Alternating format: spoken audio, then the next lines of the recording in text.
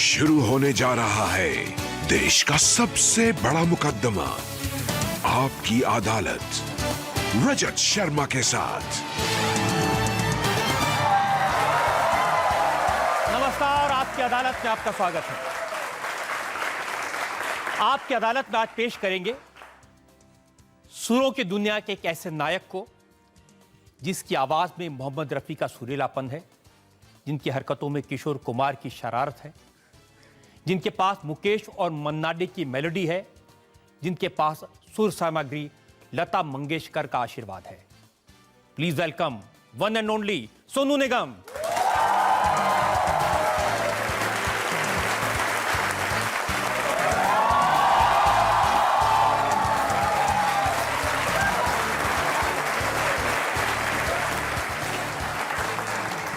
और ये तालियां बजते रहे क्योंकि आज की जज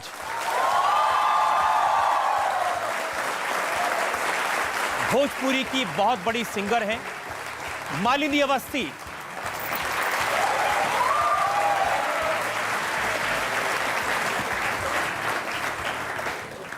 और इससे पहले कि मुकदमा शुरू करें, आपकी अदालत में इल्जामात और सवालात का सिलसिला शुरू करें, आज की जज मालिनी अवस्थी की इजाजत चाहेंगे आज की कार्रवाई शुरू करने के लिए। इजाजत है। और इससे पहले कि मैं सोनू निगम पर कुछ सुरीले इल्जाम लगाऊं, एक नजर डालेंगे सोनू निगम की गायकी पर, इनके करियर पर।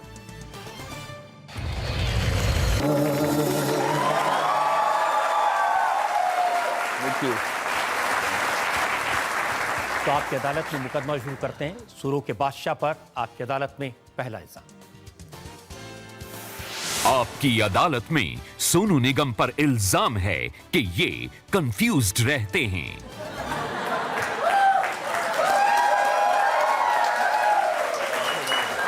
सोनू, आपका बचपन देख रहा था, बचपन में टॉपर थे क्लास में, साइंटिस्ट बनना चाहते थे, कंफ्यूज्ड हो गए, सिंगर बन गए।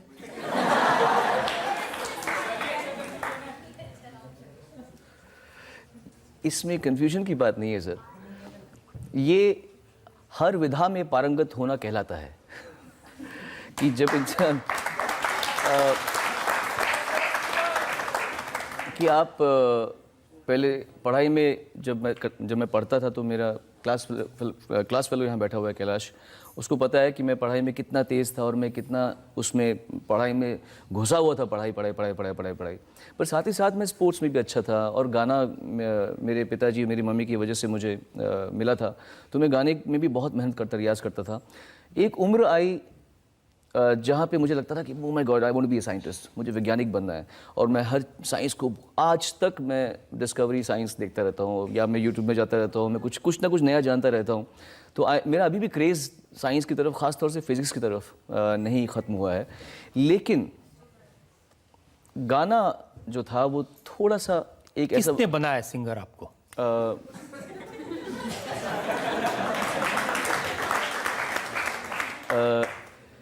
सिंगर बनाया नहीं जाता, सिंगर पैदा होता है।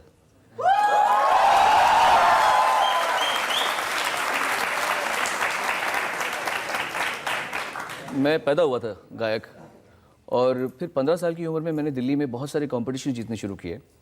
और तब मैंने, मेरे पिताजी अगम कुमार निगम जी और मेरी मम्मी शोभा निगम ने, उन्होंने डिसाइड किया कि हम लोग किसी भी हालत में अब मुंबई जाएंगे, क्योंकि मेरा जो गाना था वो नेक्स्ट लेवल पे जाना ज़रूरी था। तो 18 की उम्र में जैसे ही मैंने 12th स्टैंडर्ड पास की, मैं मुंबई चला गया। और तब मैंने कोशिश की थी कॉरेस्पॉन्डेंस से पढ़ाई करने की, लेकिन जब मेरे एग्ज़ाम्स आए तो मेरा पहला गाना हिट हो गया था, अच्छा सिला दिया तूने मेरे प्यार का, यार नहीं फाड़ दिया एक अच्छा यार का। आपके फादर यहाँ बैठे हैं जी, मैं इनसे पूछना चाहता हूँ,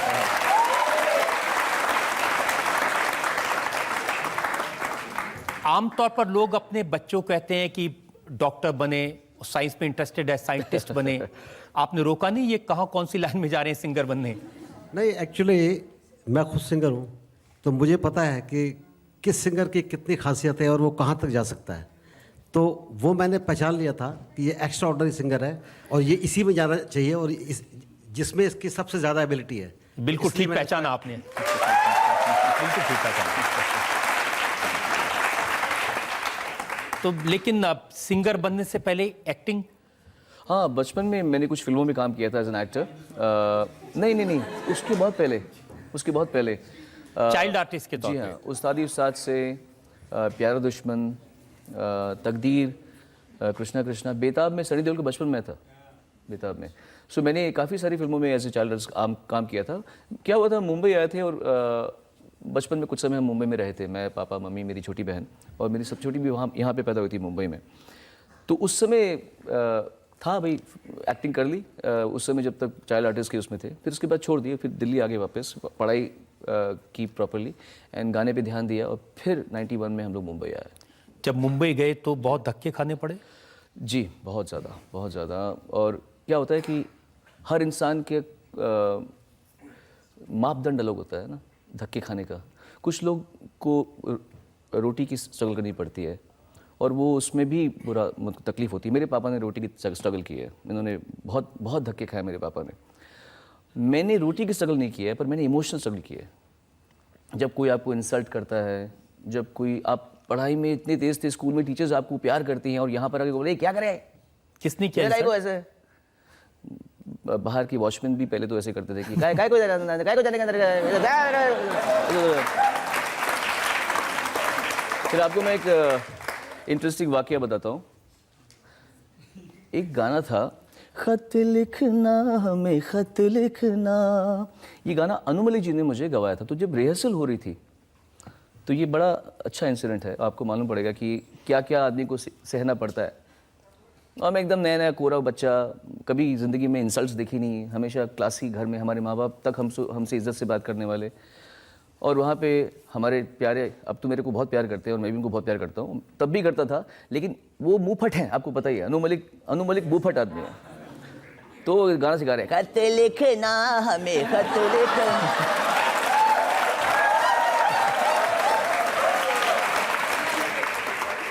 तो उसका बीट है 6/8, धक्कत तक धक्कत, ये है। और मैंने सोचा कि उसमें रिदम नहीं बज रही थी, आई थॉट तक तक टक टक, तो मैं कह रहा हूँ खत लिखना हमें खत लिख 1 2 3 4 1, जबकि 1 2 3 1 2 3 ये बीट है उसकी।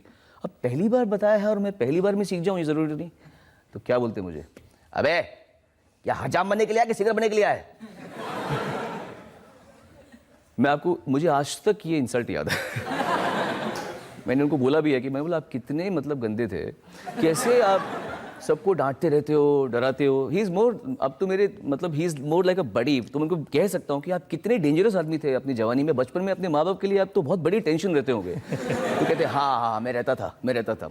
सो this is the kind of, these are the kind. लेकिन उन्होंने आपको बड़ा हिट सॉन्ग दिया, बहुत अनु मलिक जी संदेशे का आते हैं। मेरे करियर में अनु मलिक जी का इतना बड़ा योगदान है, मैं इस बात से कभी भी इनकार नहीं करूँगा कि मैं जो कुछ भी हूँ उसमें बहुत बड़ा स्थान, बहुत बड़ा प्यार, बहुत बड़ा योगदान अनु मलिक जी का है, अनडाउटेडली अबाउट दैट।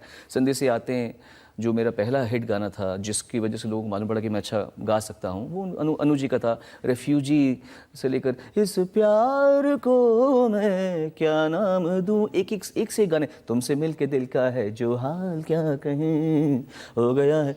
तो हिज गन मुझे बहुत, और आज तक मेरा, अभी मैंने बेगम जान में गाना गाया था उनके लिए। सो उनका मेरा प्यार है और एक अलग स्पिरिचुअल रिश्ता है हमारा। लेकिन हिट हुआ जो गाना वो गायकी वाला नहीं था, वो रिदम वाला गाना था। कौन सा जी? दिल दीवाना। ये दिल दीवाना, हाँ नहीं इसमें गायकी थी, आपको बताता हूँ मैं।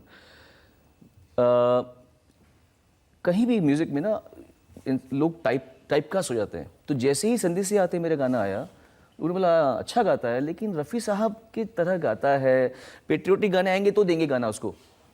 और ऐसा नहीं हो सकता ना, मुझे ट्रेंडी गाने चाहिए थे, मुझे मेन स्ट्रीम गाने चाहिए थे। मुझे पता था कि मैं वेस्टर्न म्यूजिक सुनता हूँ, मैं इंग्लिश गाने सुनता हूँ, तो मुझे आज के गाने दो। तो ये गाना आया था, ये जो दिल दीवाना गाना आया था, इसने मुझे एक वो मकाम दिया कि हाँ ये गायकी वाले गाने भी गा सकता है और ये एटीट्यूड वाले गाने भी गा सकता है। तब तक ऐसा कोई गाना आया नहीं था। आज आप सुनते हैं थोड़ा वेस्टर्नाइज सिंगिंग का, this was the first song जिसने वो पाथ बनाया कि हाँ इंडियन फिल्म म्यूज़िक में इस तरह के वेस्टर्नाइज कॉन्सेप्ट के गाने, एग्रेसिव गाने भी आ सकते हैं। सो उस गाने ने मुझे बहुत मदद की and I feel both the songs complimented each other. और ये जो गाना आपने गाया था, क्या है तेरा मोबाइल नंबर? हाँ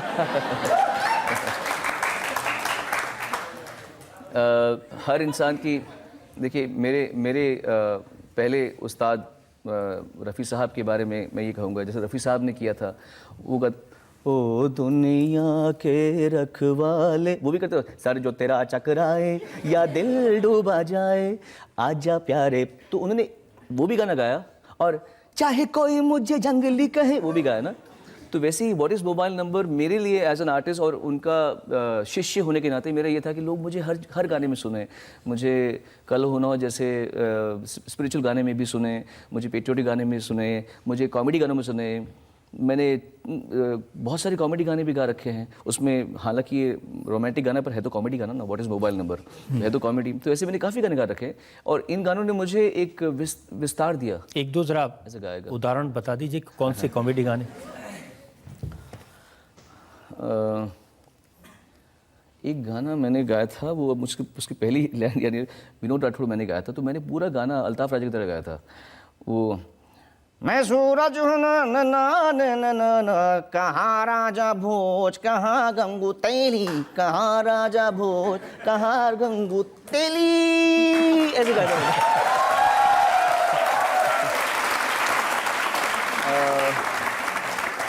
फिर जैसे व्हाट इज़ मोबाइल नंबर है, इसको अगर मैं चाहता तो what is mobile number, what is your style number करनी है, रोमांटिक गा लेता।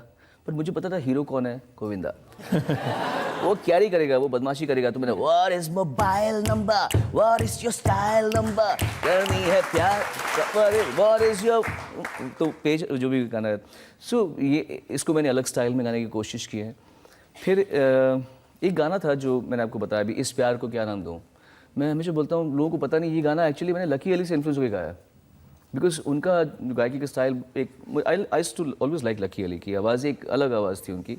तो मैंने वो गाना इस प्यार को मैं क्या नाम दूँ, हो बेचैन दिल को कैसे आराम दूँ, वो तो आई sang it like him.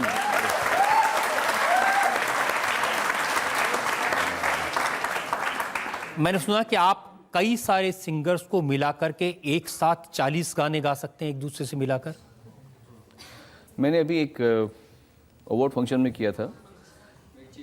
हाँ, मुझे जितना याद रहता है मैं आपको थोड़ा बताता हूँ, फॉरगिव मी अगर मैं, क्योंकि उस समय मैंने याद किया था, अभी इन्होंने मुझे सहसा उसमें डाल दिया, अकस्मात खतरे में डाल दिया है, तो मैं आपको बताता हूँ। तेरा प्यार प्यार प्यार, तेरा प्यार प्यार प्यार, हुक्का बार बार देखो, हजार बार देखो, मैंने देखा है ये एक सपना, फूलों के शहर में है ना, बोलो बोलो है ना, बोलो बोलो, पापा को मम्मी से, मम्मी को पापा कहते हैं, बड़ा नाम करेगा, मगर ये मेरा दिल प्यार का दीवाना, दीवाना दीवाना, प्यार मांगा है तुम्ही से, ना इनकार करो, पास बैठो जरा सी आहट होती है, तो दिल सोचता है कहीं ये वो तो नहीं, नहीं नहीं अभी नहीं, थोड़ा करो इंतजार, ऐसे करके मैंने किया था। सो इट्स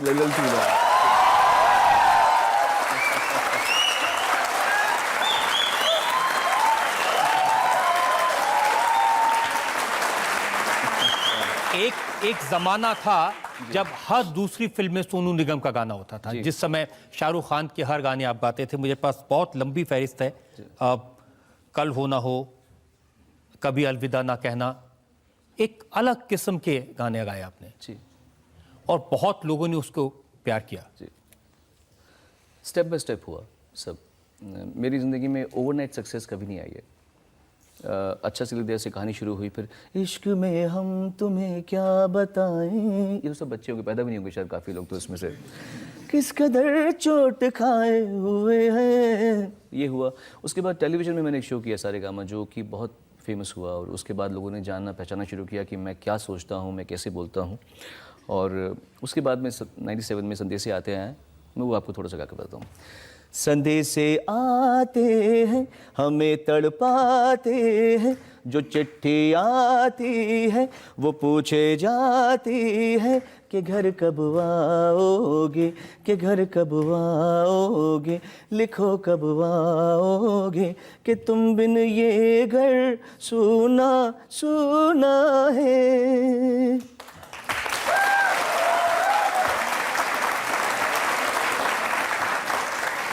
मैं आपको स्टेप बाय स्टेप लेके चलता हूँ, कैसे कैसे मेरे हिसाब से थोड़े से जो मुझे गाने याद आते हैं, जिन्होंने मुझे मेरी लाइफ में माइलस्टोन्स का काम किया है।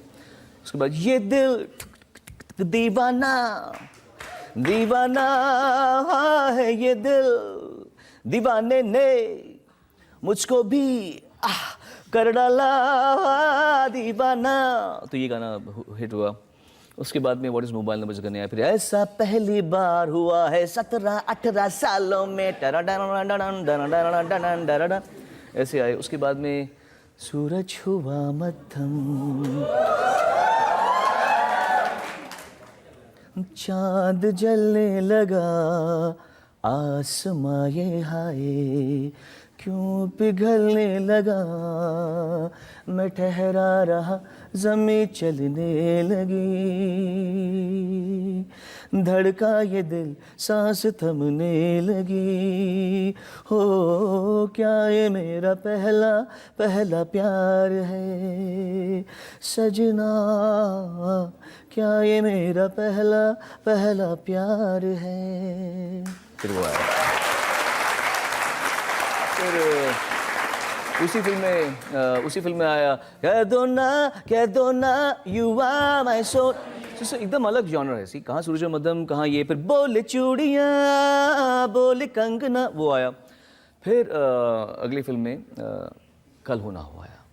कल हो ना हो बिकेम एक ऐसा कल्ट आया। मैं हमेशा बोलता हूँ कि जब मैं अपने आखिरी सांस से गुजर रहा हूँगा और फिर जब अल्टीमेटली न्यूज़ आएगी, रजत जी बोल रहे होंगे मशहूर गायक सोनू निगम का निधन हो गया है, तो उस समय इनकी टीवी बजेगा, हर घड़ी बदल रही है रूप जिंदगी, छाँव है कभी कभी है धूप जिंदगी, हर पल यहाँ जी भर जियो जो है समा कल हो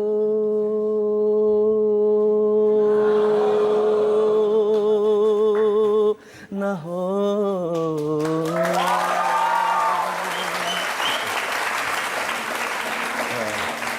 फिर उसके बाद क्या होगा, अगर मैं बच गया तो किसका है ये तुमको इंतजार में होना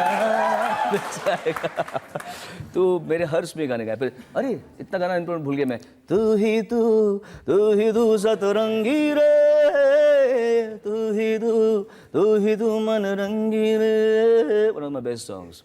सो कई गाने आए। फिर बाद में अभी मुझ में कहीं आया जो अग्निपथ का आया है, जीने के हैं 4 दिन ओ बाकी है बेकार दिन। सो आई बीन रियली लकी। जब आप गाने की मेरे चला रहे थे तो मुझे रोना आ रहा था, इसलिए क्योंकि मैं सोचता हूँ कि भगवान ने मुझे बहुत दिया है। I am really happy, God has been very kind to me. भगवान ने इतना दिया, लोगों ने इतना प्यार दिया जी। आपको एज ए सिंगर लोगों ने बहुत प्यार दिया जी। लेकिन आप हीरो बनने चले गए। अरे अब फिल्मों के नाम देखिए, लव इन नेपाल जी, तो ये अचानक से हीरो बनने का शौक कहाँ से आया? हुआ ये कि मैंने हीरो बनने से पहले वीडियोस किए थे बहुत सारे गानों के, और उसको देख के शायद डायरेक्टर्स प्रोड्यूसर्स को लगा हम इनको फिल्में दे सकते हैं। तो मैंने अपने लिए कभी फिल्में बनाई, मेरे पास ऑफर्स आए सामने से, और मेरा ये सच्ची में मानना है कि किस्मत जब होती है तो वो चीज़ आपके साथ में होती है। मैं जो भी हूँ आज, मैं अपने गाने देख कर सुनकर रो क्यों रहा था, क्योंकि मैं सिर्फ हाथ जोड़ के बोल रहा था थैंक यू गॉड, तुमने मुझे इतना मौका दिया, तुमने मुझे बनाया। मैं ये नहीं सोचता कि अरे देखा सोनू निगम तुमने क्या काम किया है वैसे ही जब मेरा ये मानना है कि जो होना होता है वो हो जाता है, किस्मत होती है, भगवान का आशीर्वाद होता है, लोगों की दुआएं होती हैं। मेरी डेस्टिनी में उस समय सही फिल्मों में काम करना नहीं लिखा था।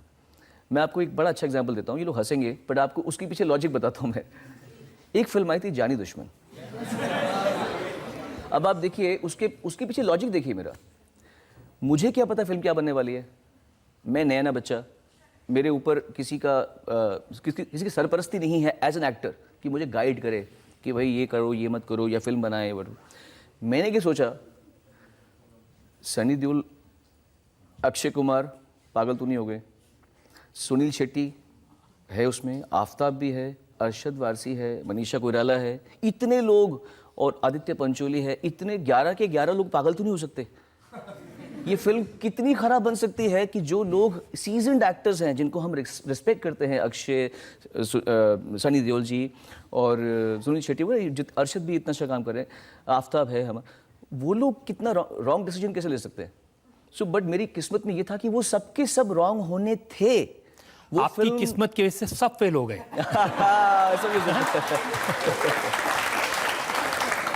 नहीं, वो कलेक्टिव था, it was a collective bad luck for all of us.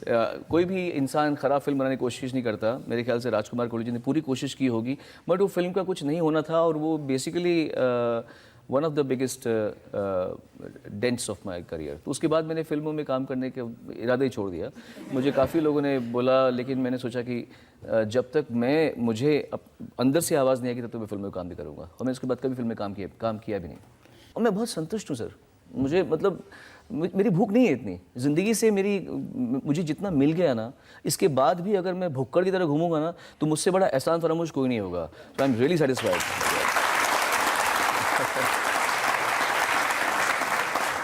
आपने बड़े अच्छे जवाब दिए अब तक, लेकिन मैं अभी भी सेटिस्फाइड नहीं हूं। मेरे पास इल्जाम हैं। ब्रेक के बाद आपकी अदालत में सोनू निगम पर इल्जामात और सवालात का एक और।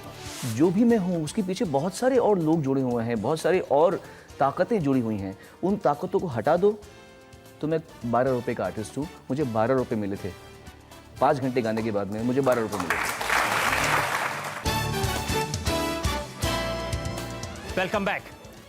आपकी अदालत में हमने सोनू निगम की जिंदगी के बारे में स्टेप बाय स्टेप कैसे वो सफल हुए ये सुना। अब आपकी अदालत में एक ऐसा इल्जाम जिसको सुनकर के शायद सोनू निगम चकित हो जाएंगे। आपकी अदालत में अगला इल्जाम। आपकी अदालत में सोनू निगम पर आरोप है कि ये बहरूपीय हैं।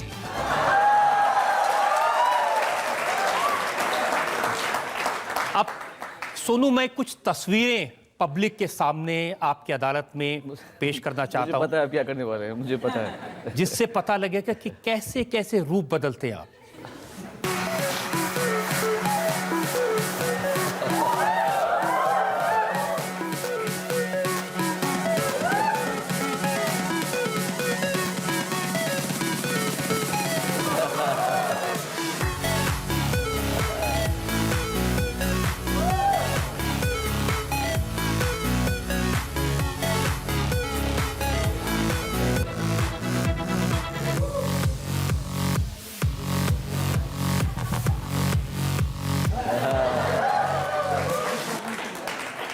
लोग भी आश्चर्यचकित हैं इतने चेहरे देख के। ये जो गेटअप है, या तो गुलशन ग्रोवर बार बार गेटअप बदलते हैं, या फिर अमरीश पुरी ऐसे बदलते थे बार बार।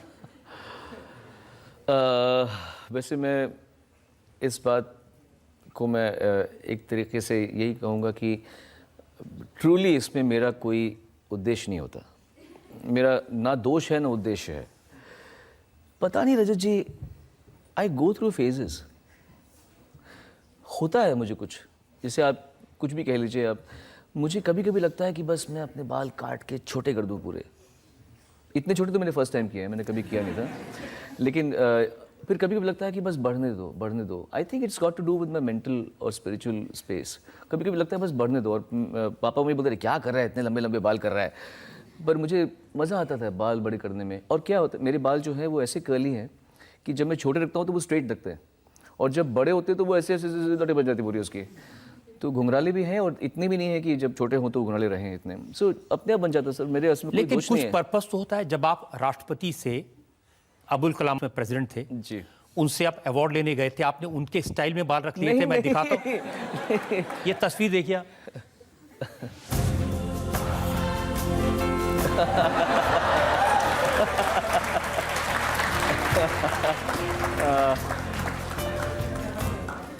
मैं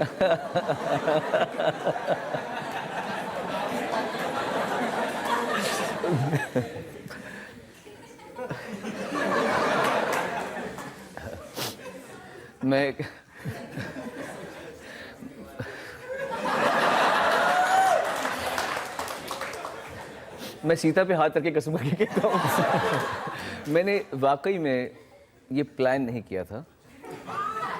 ये गलती है फराह खान की।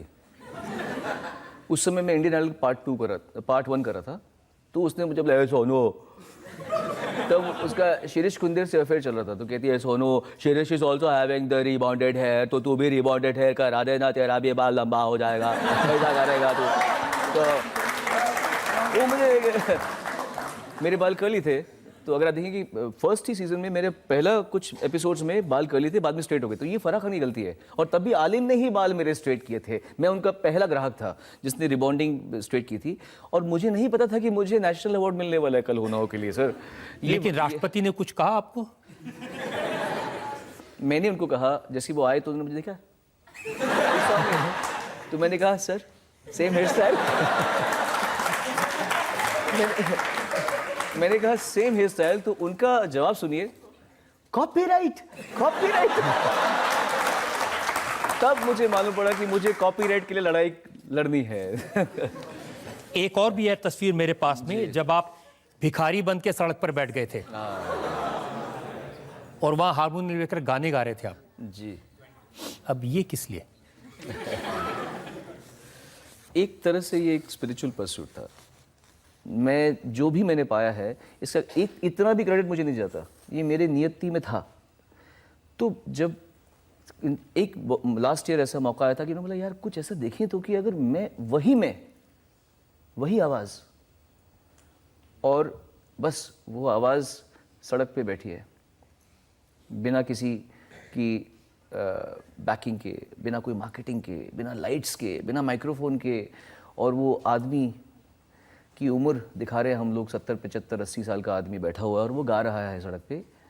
वो एक्सपीरियंस कैसा होगा? सेम आवाज़ वही है, लेकिन आवाज़ को मैंने नहीं बनाया, बूढ़ा नहीं बनाया, आवाज़ सेम रखी मैंने, बट मैंने अपने को एकदम अनरिकग्नाइजेबल कर दिया। आई ओपनिंग चीज़ है। और ये बात मालूम होती है कि हम जो भी हैं वो हमारे आसपास के माहौल से हैं।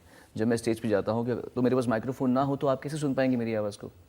और अगर मेरे बड़े बड़े इश्तहार नहीं लगेंगे, एड्स नहीं लगेंगे, मार्केटिंग सोनू निगम आ रहा है अमेरिका में 16 सेंटर्स में शो करने के लिए, तो लोग मेरे शो पे आएंगे भी नहीं।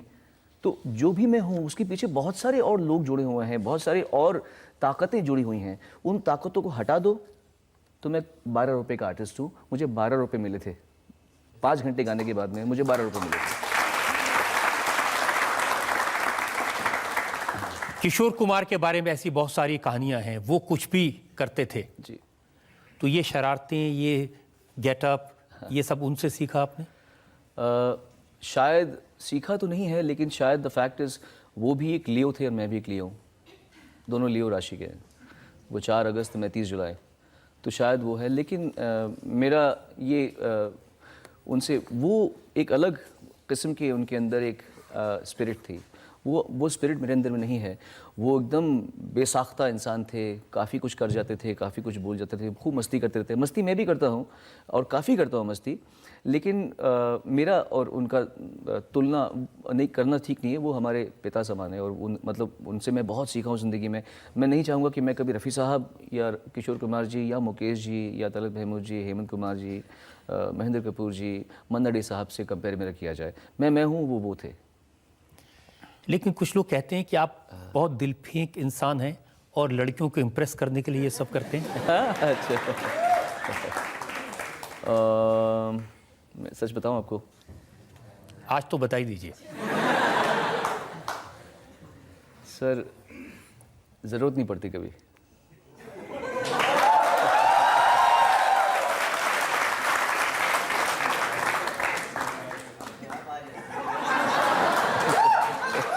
तो ये सही है, एक ज़माने में हर शहर में कोई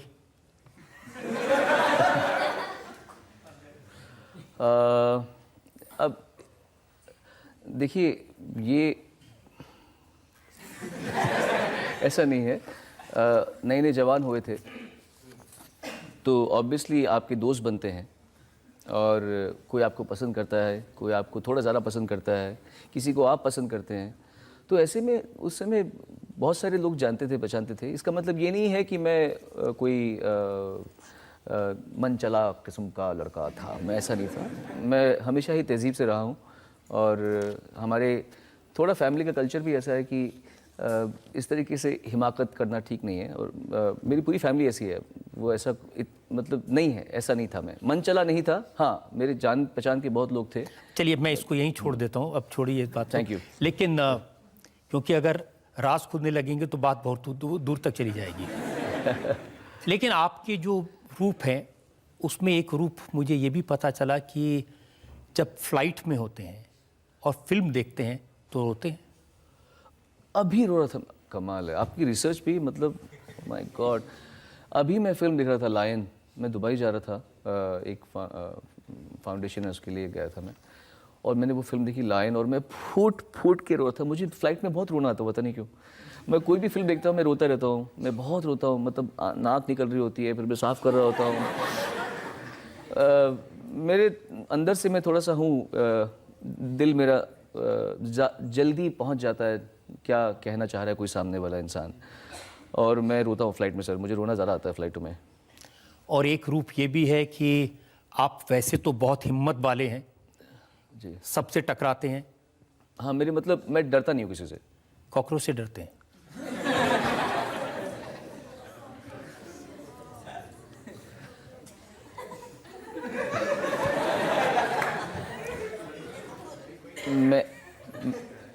मैं इस बात के लिए मैं कॉकरोच से इतना डरता हूँ सर, मतलब यकीन नहीं कर सकते आप। अगर यहाँ पे दूर आपके उस वॉल में कॉकरोच हुआ तो मैं बाहर हो जाऊँगा सीधा। मुझे कॉकरोच का शेप ही पसंद नहीं है। मतलब कुछ पुराने जन्म का मुझे उससे कुछ लगता है कि मेरा सबसे बड़ा नाइटमेयर ये है कि मुझे किसी ऐसे कमरे में छोड़ दिया जाए जहाँ पर एक नहीं और एक बड़ा 12-15 कॉकरोचेस हों। मैं मर जाऊँगा हार्ट अटैक से ही, क्योंकि मुझे ना वो उसका ब्राउन रंग, फिर वो उसके टेंटेकल्स निकलते हैं ऐसे ऐसे करके, और फिर बाकी जो होते हैं ना, जैसे छिपकली है, लोगों को छिपकली पसंद नहीं है। छिपकली कम से कम हमारे तरफ भाग के तो नहीं आती। कॉकरोच में सबसे बड़ा प्रॉब्लम ये है कि वो उड़ के हमारे ऊपर भी गिरता है, इसी तरह से टपाट ऐसे गिरता है। सो दैट्स वाई मुझे कॉकरोच की फितरत पे पसंद नहीं है। मुझे कॉकरोच का नेचर पसंद नहीं है। मुझे कॉकरोच का जो जिस तरह वो हमारे ऊपर ही गिरता है ना, वो मुझे पसंद नहीं है, और आई am really scared of cockroaches. एक और ब्रेक के बाद आपकी अदालत में सोनू निगम पर इल्जामात और सवालात का एक और दौर। फिर मैं किसी दुकानदार से करवा के लाया 4 नोट, हाथों में फिर भी छुट्टे न थे। मैं कहता रहा उधर के 500 के छुट्टे दे दे, 500 के छुट्टे।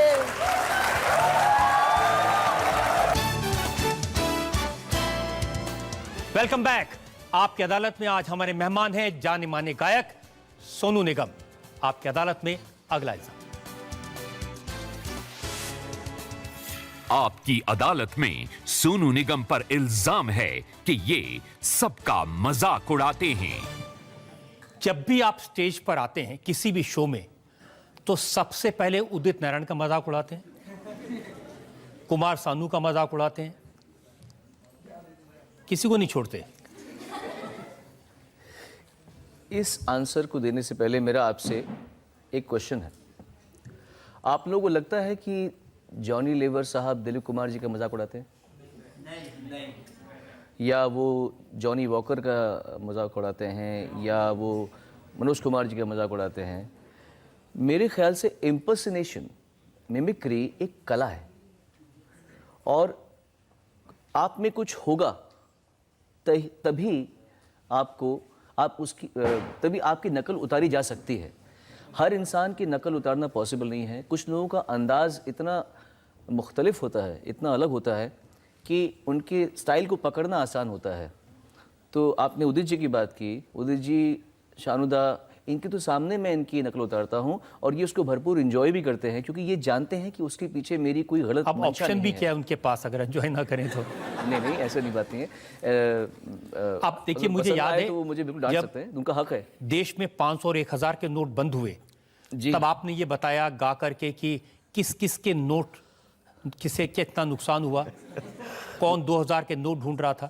आपने भी वो देख लिया?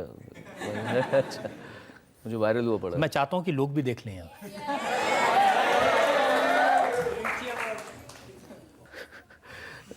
डीमोनेटाइजेशन में उन्होंने मुझे बोला, ओ सोनू निगम वाह मुझको क्या डर है रे, एटीएम के ऊपर मेरा तो घर है रे, तू आजा रे। तो ये उनका बनाया था सही। और फिर कुमार सानू, हो आहा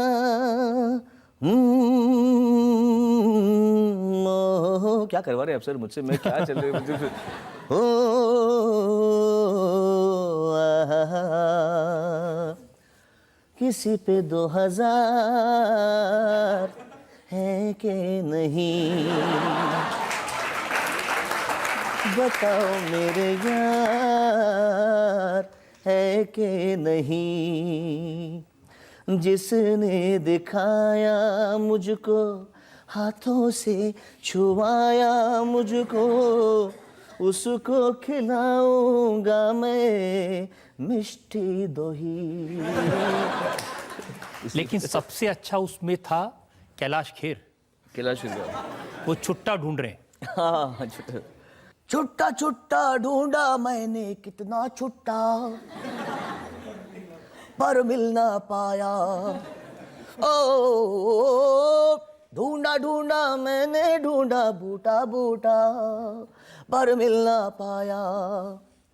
फिर मैं किसी दुकानदार से करवा के लाया 4 नोट, हाथों में फिर भी छुट्टे न थे, मैं कहता रहा उधर के 500 के छुट्टे दे दे, 500 के छुट्टे।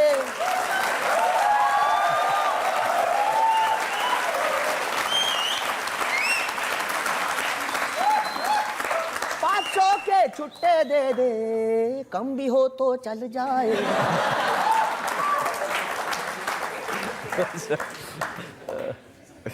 जैसे 2015 में राधे माँ को लेकर एक कंट्रोवर्सी हुई थी और अब ये अजान के ऊपर हुई है, तो आपका कभी पॉलिटिक्स में आने का मन करता है या फिर अभी कभी आपको मौका मिले तो क्या पाएंगे? अच्छा कि आपने ये सवाल पूछा मुझसे।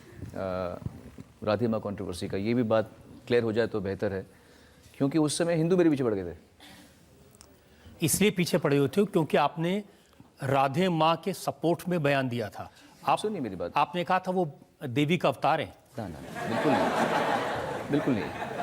पहली बात तो ये है कि पहली बात सुन लीजिए, राधे माँ को ना मैं कभी मिला हूँ, ना मेरी कभी बात हुई है, ना मैं उन्हें फॉलो करता हूँ। पहली बात तो ये है।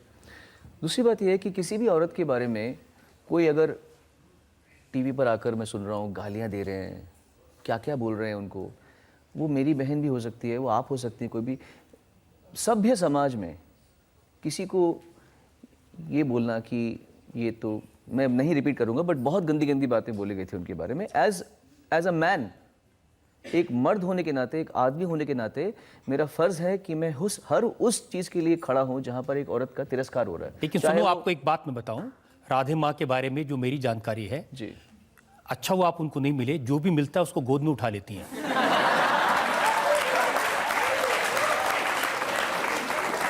ये मुझे एक सिंगर ने बताया। देखिए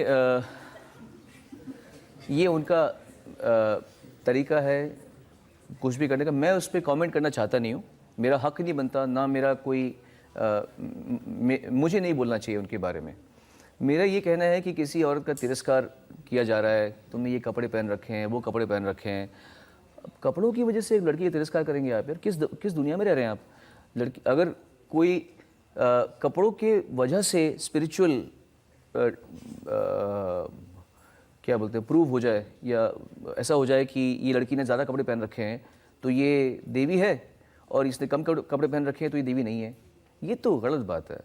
आप इस तरीके से दुनिया को जज नहीं कर सकते। मेरा सिर्फ यही कहना था, और उसमें मैंने बहुत प्राउडली कहा था कि हमारे देश में हम इस ऐसे कल्चर से हैं जहाँ पे हमारे देवी देवताओं को हम जो पूजा करते हैं उसमें भी हम इतने ओपन माइंडेड हैं। ये तो तारीफ़ कर रहा हूँ मैं अपने देश की, अपने कल्चर की। इसमें मैं अपने कल्चर को नीचे थोड़ी दिखा रहा हूँ, पर लोग समझने को मतलब इतने स्ट्रॉन्ग फोर्सेस हैं कि इस बात को बजाय सकारात्मकता से लेने के कि हाँ भाई बात तो ठीक है, हम तो इतने ऊंचे हम तंग दिल बनना क्यों चाहते हैं जब हम इतने बड़े विस्तार वाले कल्चर के हैं। तो मेरे कहने का मतलब सिर्फ यही था। बाकी जब लोग नहीं समझते तो क्यों आप ऐसी चीज़ों में घुसते हैं फिर? नहीं, छोड़ मेरा दीजिए। अगर ऐसा होता तो सर महात्मा गांधी नहीं बनते, या बुद्ध नहीं बनते, महावीर नहीं बनते। मेरे ख्याल से हर इंसान को अपनी तरफ से बेस्ट देना चाहिए। मैं ये नहीं कहता कि मुझे वहाँ बनना है, वो बनना है, लेकिन मेरा पूरा हक भी है, मेरा फ़र्ज़ भी है कि जो चीज़ मैं गलत देख रहा हूँ, जिस तरह मैं अपने आप में ठीक करता हूँ, वैसे मैं अपने समाज में बाहर भी उसकी तरफ नज़र उठाऊँ। मैं लड़ता नहीं हूँ, मैं कोई आक्रामक आदमी, एग्रेसिव नहीं हूँ कि ओए ये कर दिया, हम वो कर देंगे, हम फतवा कर देंगे। मैं ऐसा नहीं हूँ। मैं एक बात प्रस्तुत करता हूँ, उस बात को आप में अक्ल है तो आप उस प्रस्तुत की हुई बात को समझेंगे और उसे अच्छी तरह लेके जाएंगे। अगर आप में अक्ल नहीं है और आप में तंग दिल बनना है, आपको संग दिल बनना है, तो फिर आप अपने कसूरवार आप हैं, कसूरवार मैं नहीं हूँ।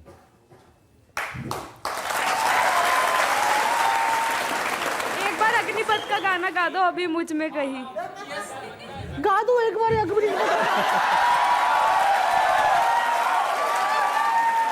अभी मुझ में कहीं बाकी थोड़ी सी है जिंदगी, जगी धड़कन नहीं, जाना जिंदा हूँ मैं तो अभी। कुछ ऐसी लगन इस लम्हे में है, ये लम्हा कहाँ था मेरा, अब है सामने, इसे छू लूं जरा, मर जाऊं या जी लूं जरा, खुशियाँ चूम लूं या रो लूं जरा, मर जाऊं या जी लूं जरा।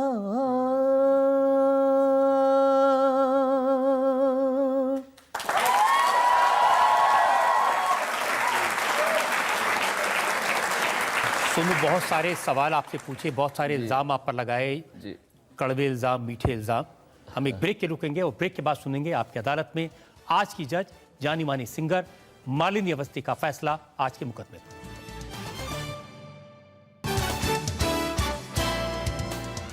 और वक्त है आपकी अदालत में आज की जज मालिनी अवस्थी के फैसले की। सोनू निगम पर जो इल्ज़ाम लगाए उनकी सफाई पर आज की जज मालिनी अवस्थी का फैसला। अदालत ये मानती है कि मुजरिम सोनू निगम जी पर आज जो भी इल्ज़ामात लगाए गए, उन्होंने उन सभी इल्ज़ामातों के ऊपर अपनी खुद की पैरवी बड़े पुरजोर तरीके से, बड़ी साफगोई से और सुदृढ़ तर्कों के साथ की। अदालत आज आपको एक काम सौंपती है कि चूंकि आप जनजागरण मुद्दों से जुड़े हैं, आप इतने लोकप्रिय हैं, आप एक विलक्षण कलाकार हैं, तो आप उस पहुंच का इस्तेमाल जन जागरण से जुड़े मुद्दों के लिए भी करें ताकि जनता आपसे जुड़े और व्यापक बात देश हित तक पहुंच सके। धन्यवाद।